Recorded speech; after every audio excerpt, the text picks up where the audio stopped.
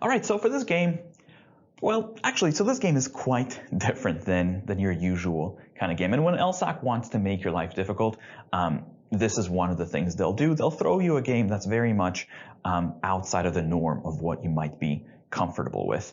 Now, when LSAT does this, in most cases, most of the difficulty with these kinds of kind of curveball games is usually up front. It's kind of making sure that you have a very solid understanding of what exactly is happening with the game and kind of how to keep track of the information that you're going to be given. The rest of the game is usually not too bad once you have that kind of baseline setup, but it's really just having a good grip on what exactly is happening where the difficulty comes in. So of course, that's our question here. What exactly is happening with this game? What do we have to deal with? What do we have to track?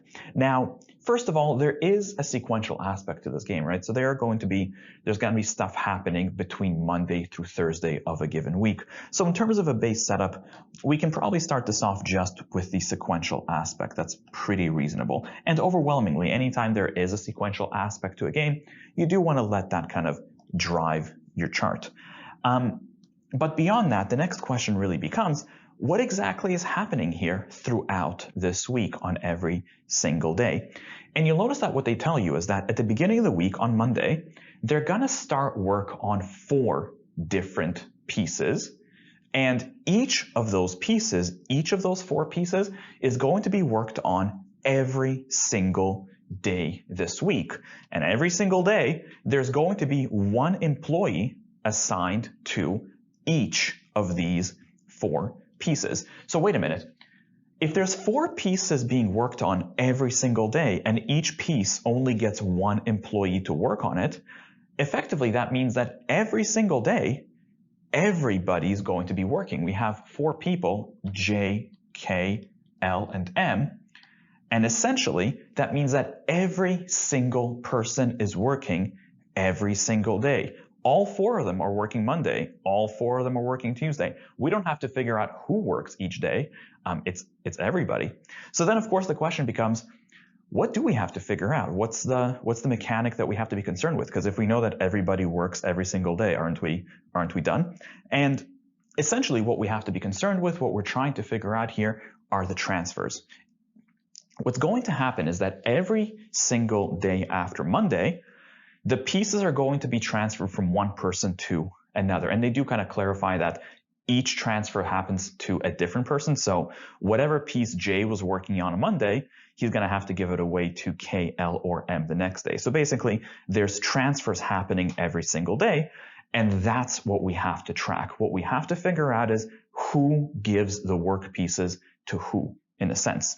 Now, the work pieces themselves are not really labeled, and I guess they don't really matter. It would have helped if we had labels for them just for abstraction. But what's going to happen again is every single day you're just going to have 4 people working, and what we have to track is the transfers between them. Now, in terms of the setup, what we could do is we could set this up essentially as a 4-tiered game, and we can use Monday kind of as a baseline, because it's not like these tiers are not unique in any way. It doesn't really matter who's where exactly. So we'll use Monday as a baseline start of J, K, L, and M. We have everybody. And the question with this game is going to essentially be who each person is going to be passing to. And that's the driving force here. This is what we need to figure out in this game. It's the transfers of who passes to who. Now, we don't have much in the way of rules, but we just have kind of these 3 restrictions of what transfers cannot happen. So the first rule tells us that J cannot pass to M, so we cannot have a JM block at any point in time.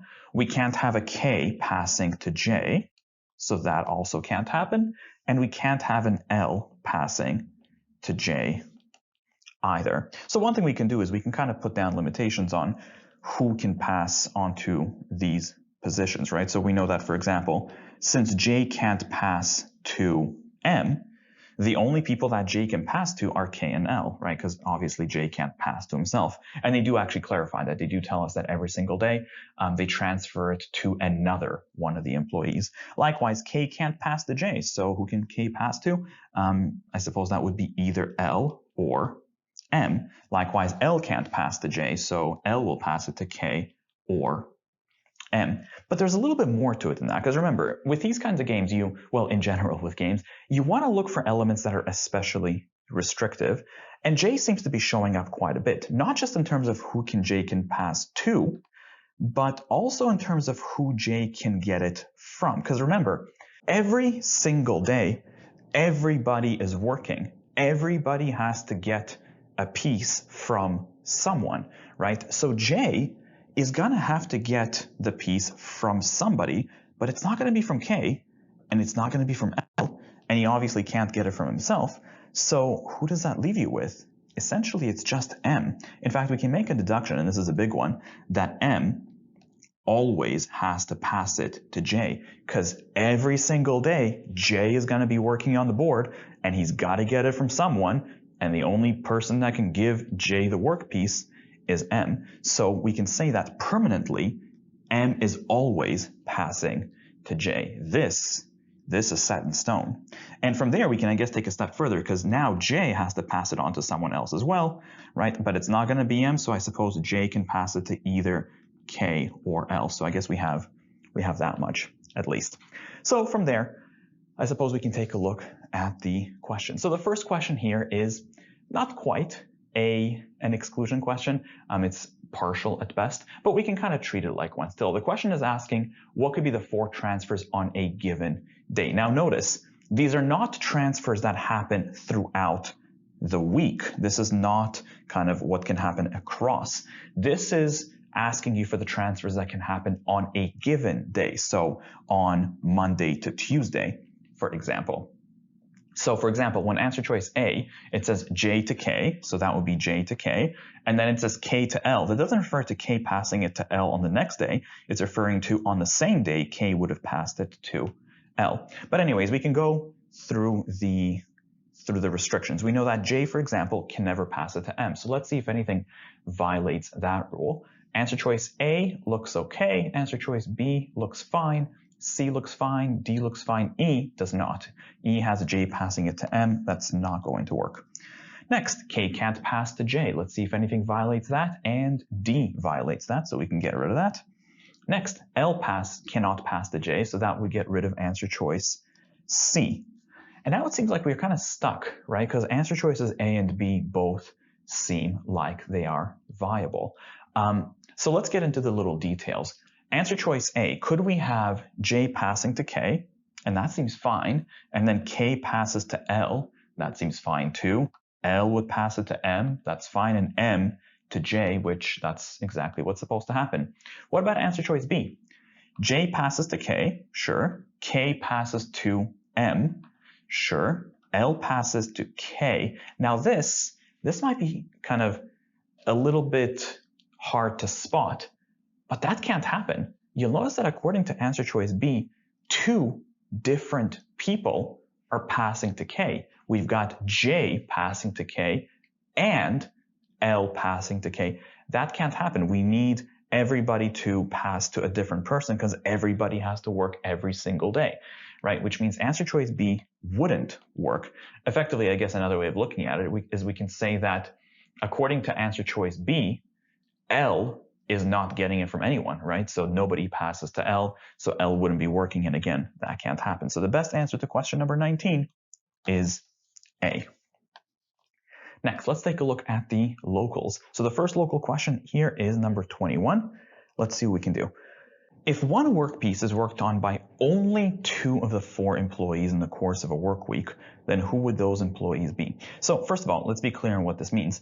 If one work piece is worked on by only 2 people, so work pieces are represented by rows, right? This is a single work piece that's being transferred from person to person. This is another work piece that's being transferred from person to person. So if there's a work piece, if one of these rows apparently only has 2 people working on it, effectively that would mean that it's just bouncing back and forth between 2 people, right? So it would go, let's say, from one person to another and then back to the same person and then back to the other, since there's only 2 people apparently working on a given piece. So I guess the question now becomes, who could those 2 people be? Well, first of all, I mean, it definitely would not be this guy, right? Because M passes to J, but J would not pass it back to M. That wouldn't work. This would be a third person in the mix. So it wouldn't be the work piece that M and J are working on. And I suppose it also can't be this guy's work piece either, because if J passes to K or L, but K and L are not going to be able to pass it back to J, that would never happen. So it can't be J's original work piece either. So really that only kind of leaves you with K and L, wouldn't it? And it could be K passes to L, and then L could pass it back to K, and K could pass it back to L, or vice versa, L to K, K to L, L to K. You'll notice that it would never be K and M, because M always would have to pass to J, since M always passes to J. So really, if there's a work piece that's only worked on by two people, then it can only be K and L. The best answer to question number 21 becomes C. Next, question 22. If L works on the same work piece on both Tuesday and Thursday, so I suppose we can set up a scenario, but I guess we don't really need the whole setup. We can just ignore most of this because we just care about L working on a given piece on Tuesday and Thursday. So let's forget the rest of this for just a moment. So what does that tell us if L works on a given piece on both Tuesday and Thursday? Well, I guess let's talk about who can give it to L. We know that L can pick it up from either J could give it to L or K could give it to L. So I guess we have a little bit of flexibility. This could have been either K or J. And I suppose what about this guy over here? Because I guess K or J can give it to L. But wait a minute, no, but L, so this person, whoever it is going to have to get it from L, and they will have to give it to L, which means it can only really be K, because J would never be able to get it from L. L to J would never work, so this can't be a J, right? And the only other person who can give it to L would have been K. So this has to be a K. And just to be clear, the reason it can't be M is because if you put an M over here, M can never give it to L. M is always stuck giving it to J. That one deduction was quite significant here. So to the question, what must be true about this work piece that has L working Tuesday and Thursday? Answer choice A, J is on Monday. That could, but it doesn't have to be true. Answer choice B, K works on Monday, and again, could, but doesn't have to. M is on Monday. That just can't happen, period. D, J is on Wednesday. That cannot happen. And E, K is on Wednesday. There it is. K would have to be the person doing it on Wednesday. Next, looks like we're back to the globals. Let's take a look. Question number 20. Which of the following transfers must occur at the beginning of any workday that's not a Monday? So basically, what transfer must always happen? And I suppose we've already answered that question, haven't we? We know that this transfer must always happen every single day, M to J. The best answer to question number 20 is E. Lastly, question number 23. Which of the following could be true about Tuesday? Now, to be fair, Tuesday, Wednesday, or Thursday, they're all kind of the same, right? So the question really is just what could happen on a given day. So answer choice A, could we have J to K transfer and K to M? And I suppose that seems okay. If J gives it to K and K gives it to M, actually, I guess we have to be careful about the other guys. And yeah, that's not really going to work, because if J gave it to K over here and K gave it to M over here, L's got nobody to give it to. L is kind of stuck, and that wouldn't work. Answer choice B, J to L and L to M. So if J gives it to L and this guy gives it to M, same problem. K has nobody to give it to. He would have to give it to L or M, but they already got it from someone else. So B is out. C, J to M and M to J. J can never give it to M, so that's out of the question. So C is out.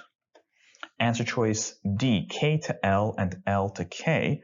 So no, because if this guy gives it to L and this guy gives it to K, again, J has nobody left to give it to, so that wouldn't work. Oh boy, cross your fingers. Answer choice E, K to L and L to M.